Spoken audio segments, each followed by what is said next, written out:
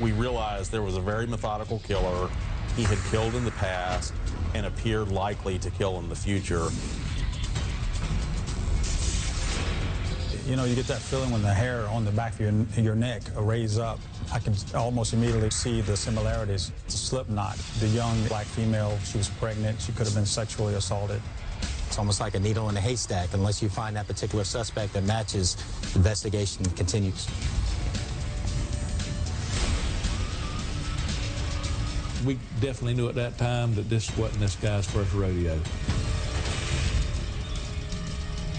We was shocked. This is the guy.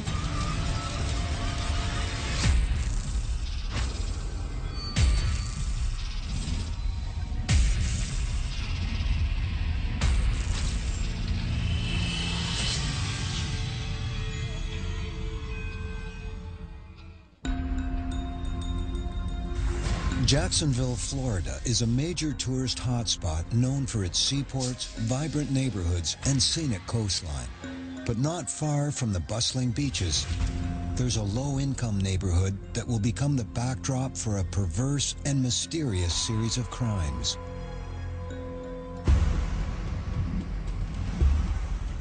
It begins in the heat and humidity of a July afternoon as Sharabia Mack heads to her sister's apartment. It's not a social call. I went up the stairs at my sister's house, knocked on the door, constantly knocked on the door. As I was knocking, something just didn't feel right. I went to the neighbor, asked the neighbor, have you seen my sister? He said, not since she left that morning with the kids. Is everything okay? I said, something is not right with my sister. 24-year-old Tyresa Mack is a devoted single mother of 3. That afternoon, she missed her baby's doctor appointment and failed to pick up her older kids from daycare.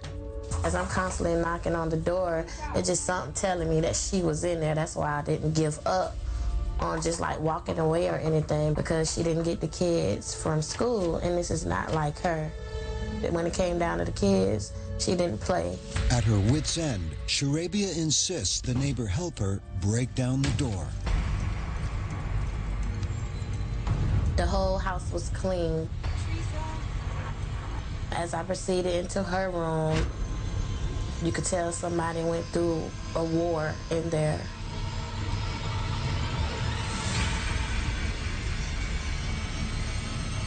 As soon as I saw her, I knew, because the way she looked and the position, I just outright knew she was not living. It's clear Tyresa was the victim of a ferocious attack. She's partially clad, her clothing torn, a telephone cord wrapped around her neck. I had a feeling that something was wrong, but I didn't expect her to be dead.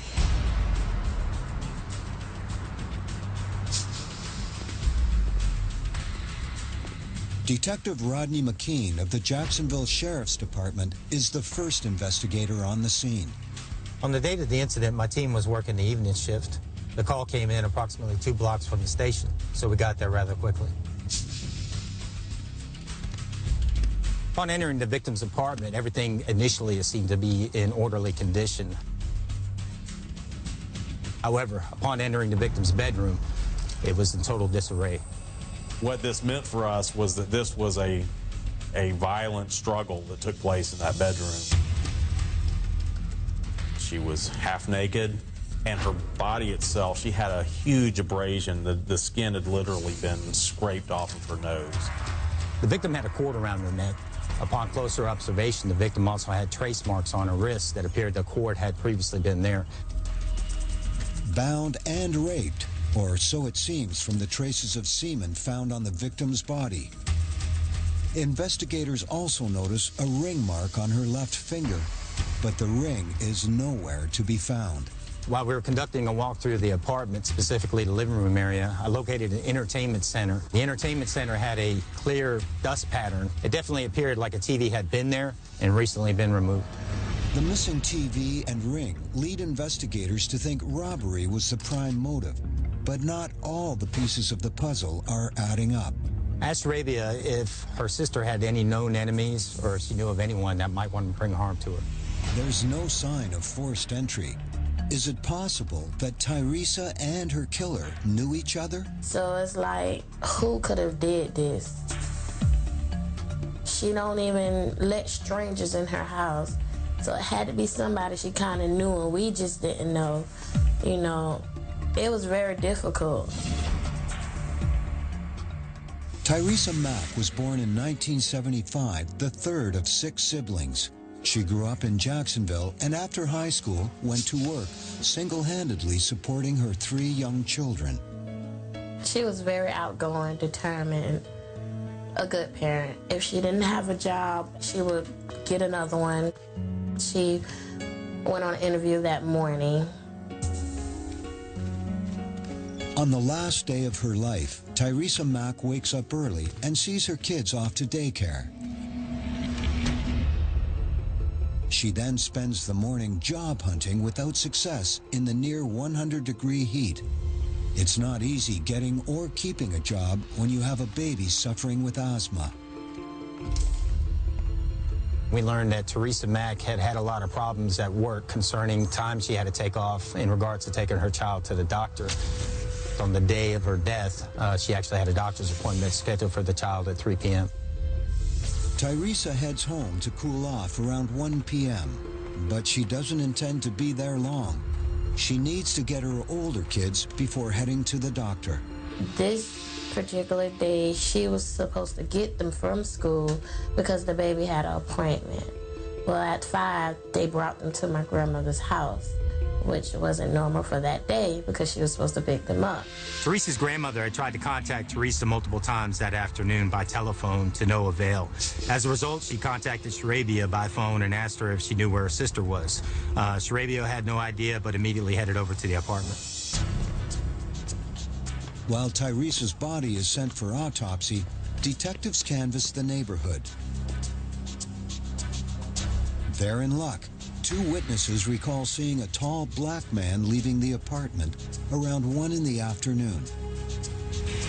We identified 2 witnesses during the investigation. One of them observed the suspect exit the apartment building with the TV in his hand. Both of the witnesses observed the suspect enter a vehicle and leave the area. The next day, police show the witnesses a number of mugshots that match the suspect's description, but neither is able to ID a suspect. Meantime, Teresa's family comes up with a suspect list of their own. We learned about 4 individuals that knew the victim around the time of her death. We conducted thorough interviews with each one of these individuals, during which time we also obtained consensual DNA from them. Ultimately, none of these individuals matched the description provided by the 2 witnesses. In the lab, a possible lead. Technicians are able to get a DNA sample from the semen at the crime scene. Find a match, and they could solve the crime. The DNA database is composed of known profiles. Our suspect was not in the database. As a result, you're left with a profile and you're trying to find a match. It's almost like a needle in a haystack. Unless you find that particular suspect that matches, investigation continues. Despite the killer's apparent recklessness, he's managed to elude detectives at every turn. Evidence at the scene, we had the phone cord, we had the DNA evidence that was unidentified. We had numerous latent prints that were taken, but none of which identified a suspect for us. So once we excluded the persons of interest, we really had nowhere to go with the investigation. Teresa Mack, by all accounts, was a very good citizen. She was a young mother. She worked. And we really could identify no one who would have a real motive to kill her.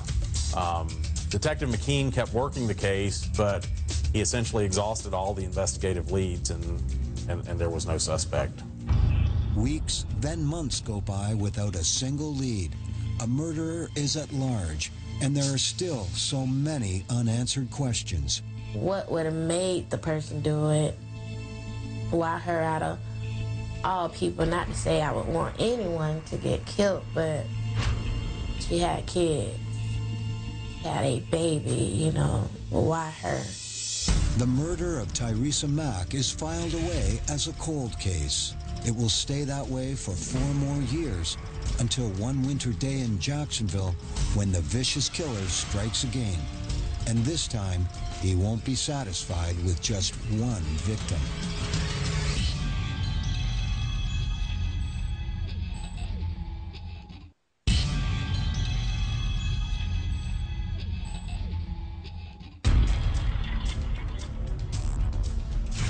It's been 4 years since single mother Tyresa Mack was found raped and strangled to death in her apartment.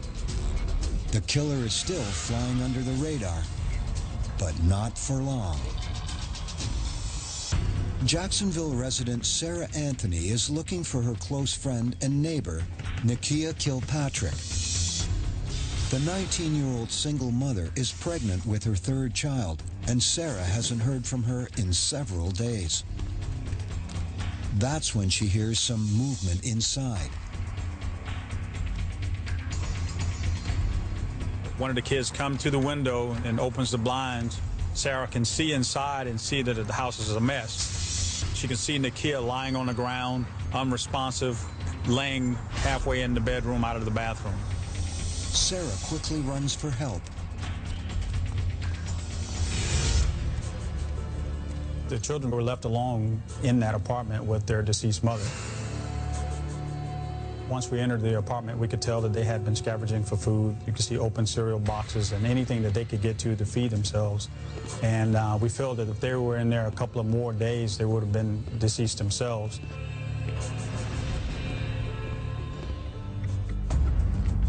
As a CSI unit begins its search for clues, homicide detectives focus on the body.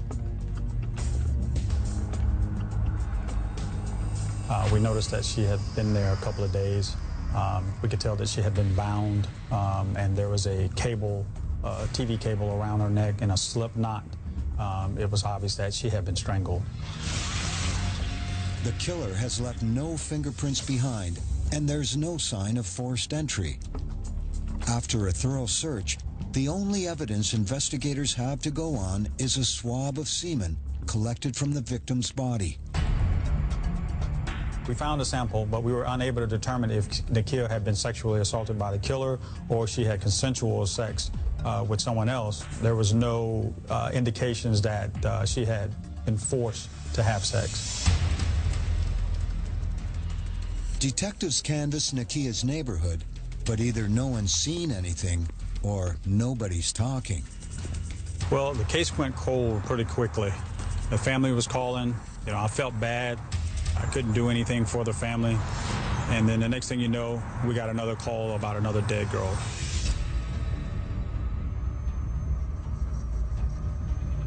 "10 days after the murder of Nakia Kilpatrick, another young woman is found dead in her apartment. And this victim lives just a mile down the road. You know, you get that feeling when the hair on the back of your neck raise up and you realize that you have something in the same area, another black female in an apartment that's been strangled. She's pregnant, and everybody in the department is wondering, what do we have on our hands at this point? Detective David D.P. Smith is assigned to the new case. Shawanda McAllister was an African-American female. She was approximately 20 years old. She was going to school, trying to learn to get into the medical field. She was 2 to 3 months pregnant, just a real hard-working, easygoing young lady. The first person police want to talk to is Shawanda's live-in boyfriend, Jamaican-born Rashid Tope. He willingly admits he broke into the apartment that night, but says it was his only way in after forgetting his keys. Rashid told us that he got back around 11:30 that night. He could not get anyone to answer the door, so he removed the window and entered the apartment that way. That's when he claims he found his girlfriend dead. He was face down on the floor. At the foot of her bed, she was naked from the waist down. Her both ankles had been tied together with an electrical cord. that had been cut off the TV set, and around her neck was another electrical cord that had been cut off an appliance there, and that's what killed her. The extension cord around Shawanda's neck is tied in the same unique slip knot found at the scene of Nakia Kilpatrick's murder just 10 days earlier. I was called down to Detective Smith's crime scene, and I could almost immediately see the similarities. And it wasn't just a slip knot. It was the young black female. She was pregnant. She could have been sexually assaulted. Almost immediately, it smelled like the same suspect.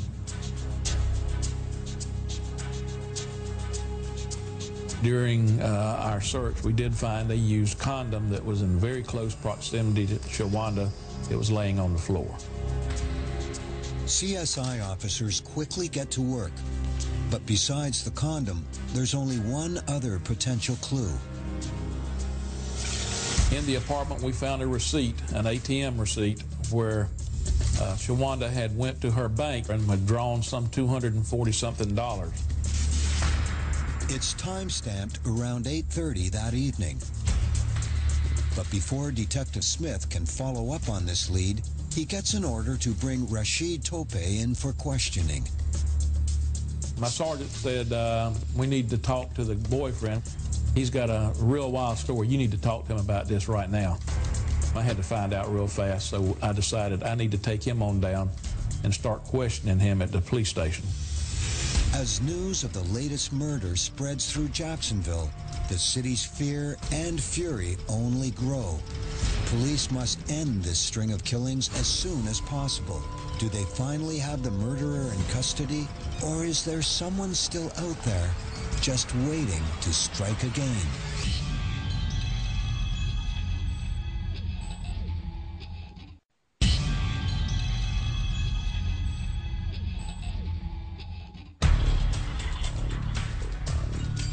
Ten days into the new year, 1999, two young black women, both pregnant, are found strangled to death with electrical cords in Jacksonville, Florida.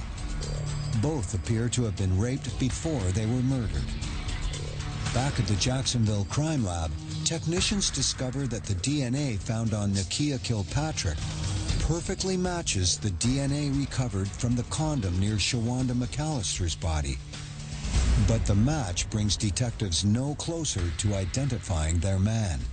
We definitely knew at that time that this wasn't this guy's first rodeo. He knew what he was doing. Well, we believe that the victims knew the suspect, and it may have been a consensual sexual relationship, but we did believe that it was the same guy. Authorities are now focused in on Rashid Tope, Shawanda's boyfriend. He was a young African-American male, about 20 years old, and he was trying to sell us on this outlandish story. Rashid tells police that he and Shawanda started out the evening at the local laundromat. Rashid was a plumber by trade. Shortly before 7 that evening, he left Shawanda going to one of our local technical schools to attend class for the plumbing trade. Rashid says he returned home a couple of hours later. He didn't have the keys to his apartment. The door was locked. He heard music playing, and at some point, he heard another male inside the apartment with Shawanda. Shawanda tells him, "You need to go away and come back later. I'll explain everything to you later." He says, "Well, I've got to have my work clothes." That's whenever Rashid says, "Shawanda, why are you doing this to me?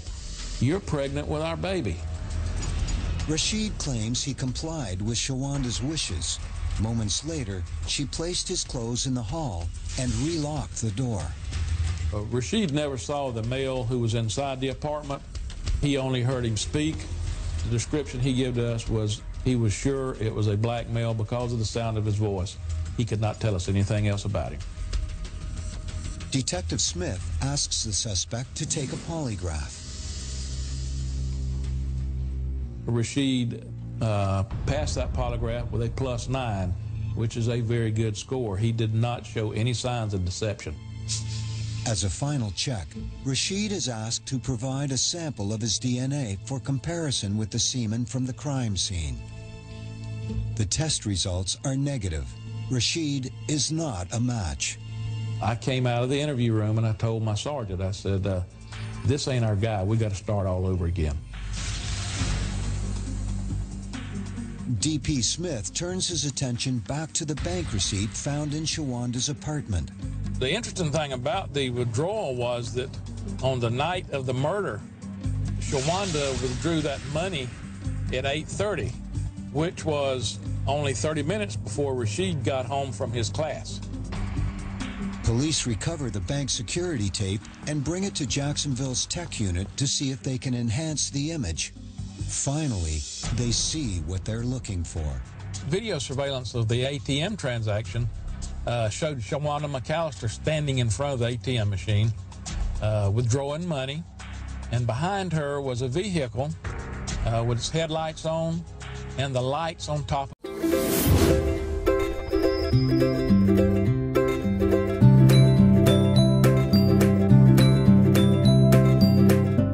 The car we're on. Now, when we looked closer at the video, we could tell that this was a taxi cab, but you could not tell what the name of the cab company was, nor could you see anyone sitting inside of it. Detective Smith scans his notes from the crime scene. He has two witnesses who recall seeing a cab in front of the victim's building that night. We found two neighbors that approximately 9 to 9:30 they saw a Gator City cab pull up and park close to the vicinity of Shawanda's apartment. One of these neighbors describes a black male climbing into the cab at around 11:30 p.m. and driving away. Rashid had told us that Shawanda extensively used cabs. We began to think that maybe this was our first real break.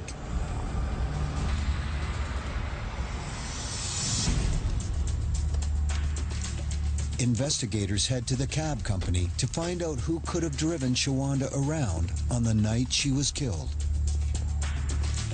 I started interviewing the taxi cab drivers.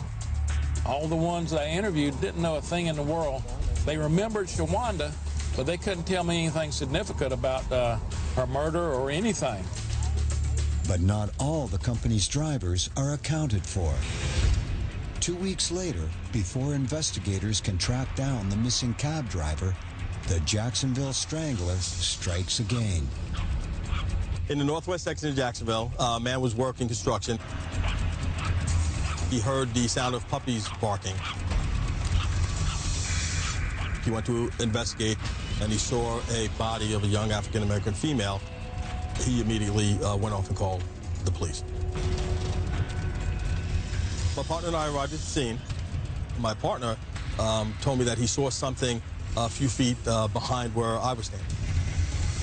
We went and investigated, and we found the body of a second African-American female. Both young women had been reported missing by their families several days earlier. Their bodies each bear signs of strangulation. The similarities with the Kilpatrick and McAllister cases are too clear to ignore. One was lying in the open. The other was partially covered with pine needles and leaves. Upon further examination, we discovered that her hands were bound. Police say her body was dumped here in this construction site. They were both strangled. But who are they? I spoke to one of our missing persons detectives, and she gave us a potential identification on the two victims. She stated that she had been looking into the disappearance of Giovanna Jefferson and Sarita Cohn for quite some time. 17-year-old Giovanna Jefferson was reported missing after she failed to return from a trip to the store. The girl's family told me that on the morning of her disappearance, she received a phone call from a man she referred to as D. She left the house to meet D, and that was the last time they saw her alive. Police combed through the missing girl's phone records searching for this mystery man. After eliminating dozens of friends and family members, they are left with just one name, Paul Durousseau. Is he their missing link? Our chain of command decided it was a good idea for all the detectives involved in all the investigations to get together in a single room and formulate a game plan. One of my partners on our team came to me and says, DP, says, there's a missing persons detective that is working a case where there's a missing young African-American female, and it's got something to do with a taxi cab driver. And I asked her, I said, you got a missing persons dealing with a taxi cab driver? She said, yeah, I do. I said, well, what is the taxi cab driver's name? And she says, it's a guy by the name of Paul Durousseau. Now the hunt is on. At this point in our investigation, we had no idea how big the investigation was, how dangerous this individual may be, or how far back this investigation would take us.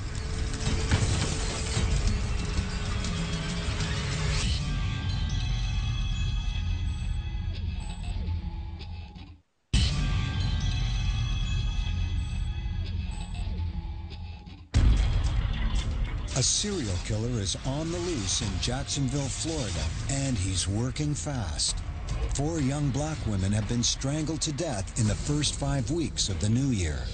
Authorities can only guess when and where this predator will strike next. We realized there was a very methodical killer. He had killed in the past and appeared likely to kill in the future, and law enforcement had to devote all their resources to finding this person. Their prime suspect's name is Paul Durousseau, a local cabbie believed to have had contact with at least 2 of the victims before their murders. Investigators dig into the suspect's past. Durousseau enlisted in the U.S. Army at the age of 22 and was stationed in Germany. Well, Paul Durousseau meets his wife while serving in the Army in Germany. She was also serving in the Army. 2 of them got married. They were transferred to Fort Benning, Georgia, where his wife gave birth to 2 daughters. But Durousseau's got a troubled past. He had an extensive criminal history, which included burglary, domestic battery, sexual battery. He never did any extensive prison time. It seemed like the prosecutors weren't able to make any of the cases stick. Durousseau is first arrested at the age of 21 for carrying a concealed firearm, but receives just 3 years probation. While stationed in Georgia, he is once again taken into custody, this time on charges of kidnapping and rape. We found that he had been disarmedly discharged from the Army, and checking his arrest record, we see that he would, he's like he lived a charmed life. Yes, he'd get arrested, but the charge would either be dropped or he would plead or get convicted of a lesser charge. He just kept going, and to me, and when you get a person like this that thinks he can get away without having to answer for his crimes, then to me, they become very dangerous and they're going to escalate. Shortly after his discharge, Durousseau moves his family to Jacksonville, where he works a series of odd jobs, including a brief stint as an auto mechanic. We had found in his criminal history that Durousseau had been arrested in 2001 for sexual battery on a 19-year-old female here in Jacksonville. Tamika Thomas was walking to work. She said that Paul Durousseau pulled up next to her. He asked her if she was single. She said that when she got off of work, he was there. He gave her a ride home, and she described him as being handsome and charming. Tamika Thomas said that she and Paul Durousseau engaged in consensual sexual activity on numerous occasions. She said that she caught him with a passion mark on his neck and broke off the relationship. After she broke up with Paul Durousseau, he flipped out. He grabbed her by the neck, he slammed her against her dryer, picked her up, carried her upstairs, ripped off her clothing, and sexually battered her. She said he also said that if he couldn't have her, nobody would. Durousseau is arrested for sexual battery, but skirts justice once again when his lawyers get the charges reduced to simple assault. I determined who the detective was on that case, and I called him up and I said, did you take a cheek swab off of your suspect? And he said, yeah, it's normal for us to do that. But it will take several days to compare the suspect's DNA against that from the crime scenes. Meantime, investigators need as much hard evidence as they can get if they're going to nail this slippery suspect. In the state of Florida, once you arrest someone for the charge of murder, you have a certain amount of time to bring this person to trial. The clock starts ticking the minute you put that arrest docket on him. And if you can't do it in that amount of time, it's over with. The case is done with forever. So we had to figure out some way to get Durousseau off the street, because we just knew he was going to kill again. Durousseau's 2001 assault on Tamika Thomas gives police the break they're looking for. Turns out the suspect isn't making good on the terms of his probation. One of the conditions of his probation was that he attend psychosexual counseling classes. He wasn't doing that. That enabled them to arrest him for violating his probation. SWAT units descend on Paul Durousseau's house and prepare to take him down.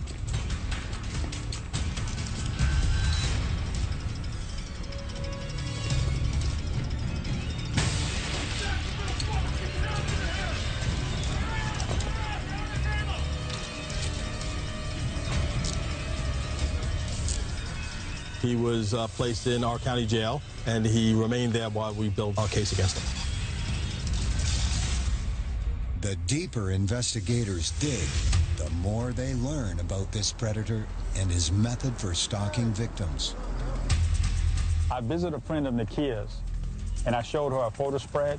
She immediately identified Durousseau as a person who picked Nakia up, wooed her, and eventually got inside her apartment.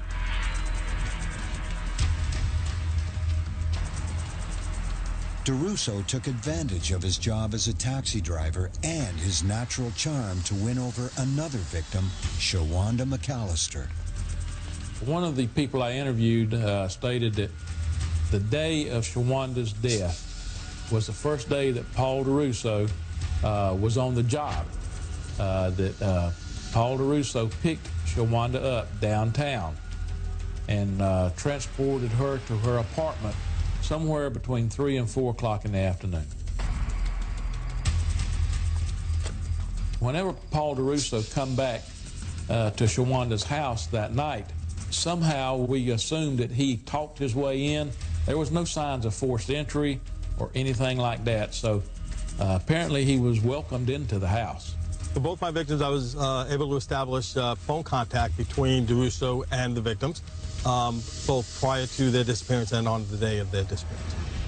Finally, the DNA test results are in, and the crime lab has some good news for investigators.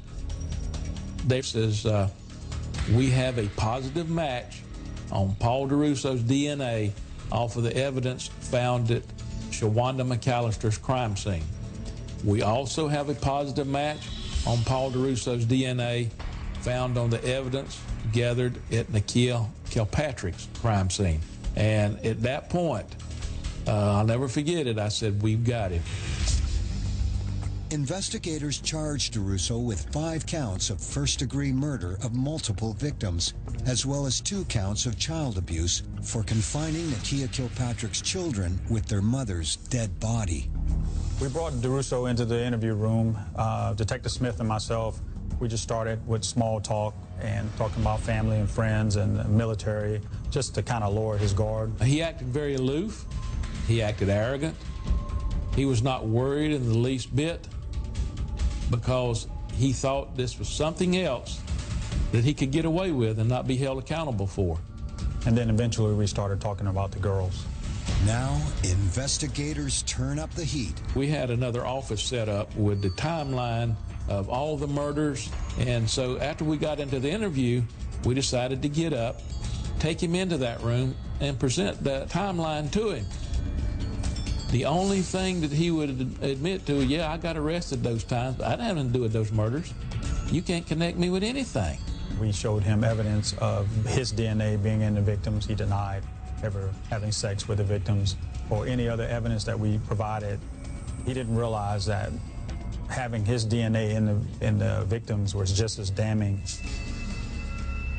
Detectives are convinced they've nailed the Jacksonville Strangler, so they're shocked when the district attorney rejects their case.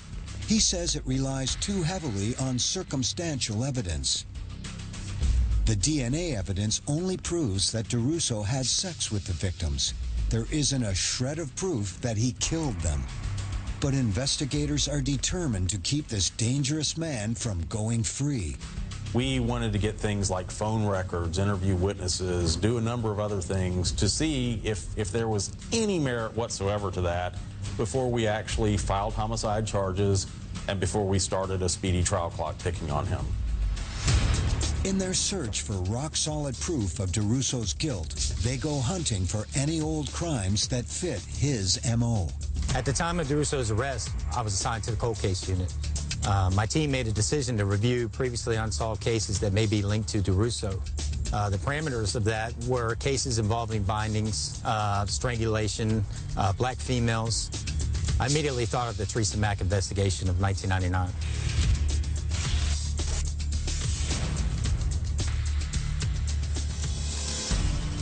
After so many years, have police finally found Teresa's killer? I remember reading articles, cab driver accused of murder. And after reading all that and seeing him, we knew him, not know him personally, but we seen him. He worked in our neighborhood. So he was shocked. This is the guy.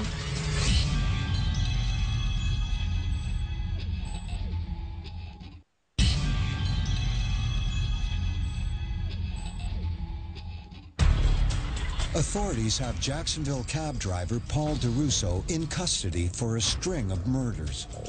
But their case relies too heavily on circumstantial evidence to guarantee a guilty verdict. So they scour through their files, hunting for any overlooked clue that could help them nail the suspect. We knew that Paul Durousseau's DNA was already linked to several of our victims. We knew he had killed multiple times in the past, and we didn't know if we had the full universe of the murders he had committed. So detectives had to start looking through older cases to see if there were any similarities. I pulled about a dozen cases which I presented to the lab personnel. The first case on my list was the Teresa Mack case of 1999. I knew that that case had been thoroughly worked, that we had an unidentified sample, and I was eager to see if there was a match. On a hot summer day, single mother of three, Teresa Mack, was raped and strangled to death in her own home. But no one could ever find a link to her killer, and the case went cold. Until now. The lab took the 4-year-old vaginal swabbing from Teresa Mack. They compared it to Paul Durousseau's known DNA profile, and it was a 13-marker hit, which is forensically, that's as strong as it gets. Police contact Sharabia Mack and deliver the news. They think they've finally caught her sister's killer. She was extremely excited. She appeared very grateful that we hadn't forgotten about her sister. That was like the best day of my life for him to sit and tell me that he had found the person who killed my sister, gave me the name, which was Paul Durousseau. And I'm like, okay, wow. But there's still work to do. I conducted a review of my previous investigation. That included going through a lengthy report, during which time I reviewed statements made by witnesses, the persons of interest, and all the evidence associated with the case. Pretty much everything was checked. Durousseau's tactics with his other victims lead police to believe he must have known Teresa prior to her death. Teresa told me and my grandmother that it was a guy that liked her. He bought her a ring, but she wouldn't accept it. She never gave us a name, so we didn't know him. Investigators are now able to piece together what they think happened that fateful afternoon. Durousseau probably charmed his way inside, then turned on Teresa like an animal. We do know that it was sexual and it was not consensual.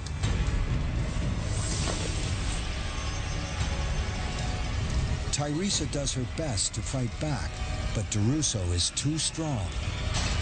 And when he binds her with the cord, there's nothing more she can do. It's a pattern he'll repeat over and over again. Durousseau exits the apartment, making sure he leaves no fingerprints behind. Cold as ice, he snatches Teresa Mack's ring and her TV on the way out. One witness saw him holding a TV at his car. Another witness saw him wearing a blue, almost like a work uniform. We knew that Tyresa Mack was missing a television, and we knew that Paul Durousseau was working at the time of this murder for an auto mechanic company and was required as part of his job to wear a blue work uniform. Investigators review the witness statements from that day. I went back to our first witness. I put together a photo spread. Photo spread consisted of 6 photos, one of which was Durousseau. The other 5 photos were what we call filler material. These are subjects of similar race, complexion, characteristics. I presented the photo spread to the witness, and he immediately identified Durousseau as the suspect. But the second witness is not so sure. She says she only saw Durousseau from the side. Investigators return with a new photo spread of profile shots. Paul Durousseau has a very distinctive side profile. If you look at him, he has a very pronounced Adam's apple. I met with Prosecutor Mac Hebner. He informed me that my case was the strongest case against Paul Durousseau. He told me to get ready for trial.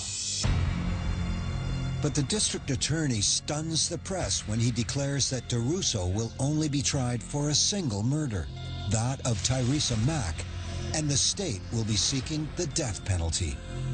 In the Tyresa Mack case, we had a full DNA profile match.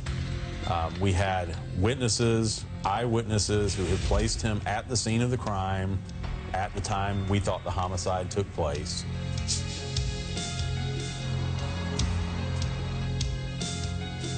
The law also permits us to present similar crimes as evidence in that case, and we advised the court that we would also be presenting evidence of the murders of Nakia Kilpatrick and Shawanda McAllister because they were the most similar to the murders of Tyresa Mack.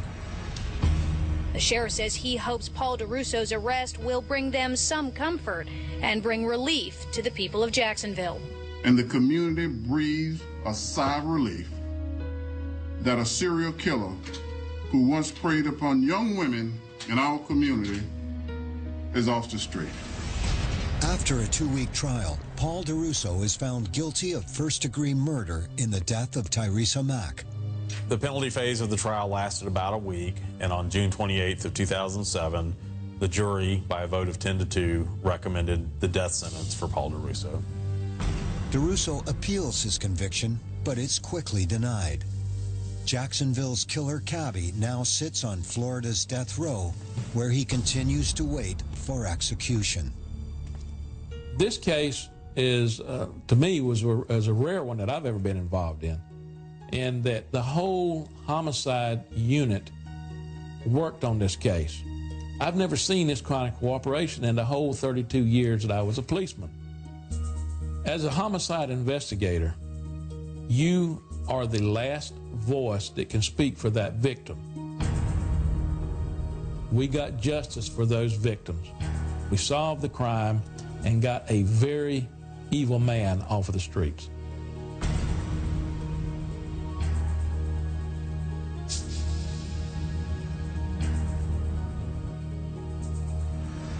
When it came out, it was like a relief. Everybody just cried. My mom cried. Everybody went to hugging. There's no other way to really explain that but just being happy it was finally a closure to the case. They have captured him, but it doesn't bring my sister back either.